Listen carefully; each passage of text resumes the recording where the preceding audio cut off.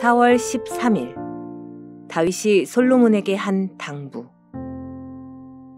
이제 내 아들아, 여호와께서 너와 함께 계시기를 원하며 내가 형통하여 여호와께서 내게 대하여 말씀하신 대로 내 하나님 여호와의 성전을 건축하며 여호와께서 내게 지혜와 총명을 주사 내게 이스라엘을 다스리게 하시고 네 하나님 여호와의 율법을 지키게 하시기를 더욱 원하노라. 그때에 내가 만일 여호와께서 모세를 통하여 이스라엘에게 명령하신 모든 규례와 법도를 삼가 행하면 형통하리니 강하고 담대하여 두려워하지 말고 놀라지 말지어다. 역대상 22장 11절에서 13절. 22장의 내용은 성전 건축을 위한 다윗의 많은 준비, 성전 건축과 관련하여 다윗이 솔로몬에게 한 당부와 성전 건축과 관련하여 다윗이 지도자에게 한 당부로 이루어졌다. 다윗이 솔로몬에게 한 당부의 분량이 가장 많다. 다윗의 당부는 성전 건축과 관련된 하나님의 말씀에 대한 언급과 이 언급에 근거한 다윗의 권고로 이루어졌다. 다윗은 하나님의 성전을 건축하려고 마음을 먹었지만 하나님께서는 그가 전쟁을 하여 피를 많이 흘렸으므로 성전을 건축할 수 없다고 말씀하시며 막으셨다. 그 대신에 하나님께서는 다윗에게서 한 아들, 곧 안식의 아들 솔로몬이 태어나게 하실 것인데 하나님께서 친히 그에게 주변의 모든 원수에게서 평온을 주실 때 그가 성전을 건축하게 될 것이라고 약속하셨다. 여기에 다윗과 솔로몬의 대조가 분명하게 드러난다. 다윗은 전쟁의 사람이나 솔로몬은 안식과 평안의 사람이다. 솔로몬과 이스라엘이 누리게 될 평화와 안일함은 하나님께서 친히 주시는 것이다.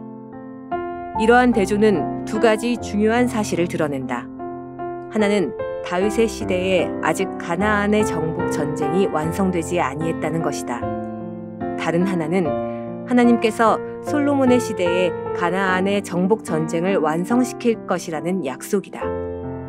그때에 비로소 평화와 안정의 시대가 임하여 하나님의 성전을 건축할 수 있다는 것이다.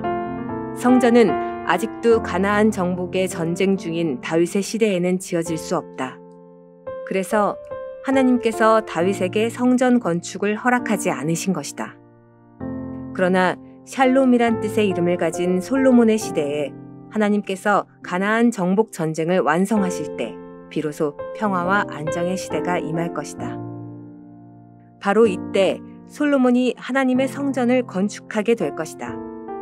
다윗은 하나님의 이 말씀을 상기시키면서 솔로몬에게 성전을 건축하라고 권고한 것이다. 다윗은 아들 솔로몬에게 성전 건축만을 권고한 것이 아니었다. 이 권고 이상으로 중요한 것은 솔로몬이 하나님의 율례와 법도를 지키는 것이다. 하나님께서 그에게 하신 약속의 성취로 솔로몬이 성전을 건축한 뒤에 그는 하나님으로부터 지혜와 총명을 수여받아 하나님께서 모세를 통하여 주셨던 율례와 법도를 지켜 행해야만 형통할 것이다.